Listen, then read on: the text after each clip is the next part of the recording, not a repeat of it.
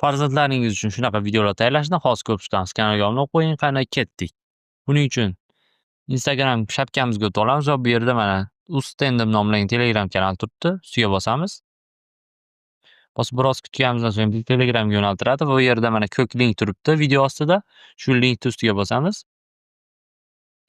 Bosganimizdan so'ng mana pastda qizil chiziq turibdi. Shuni ustiga bosamiz. Bosganimizdan so'ng bizni CapCutga o'tkazib yuboradi. Buning uchun CapCut programmasi kerak bo'ladi. Va bosganimizdan so'ng mana ko'k harfda Use Template turibdi. Shu yerga bosamiz. Va bu yerga kerakli rasmni yuklaymiz. Bitta rasmni yuklaysiz.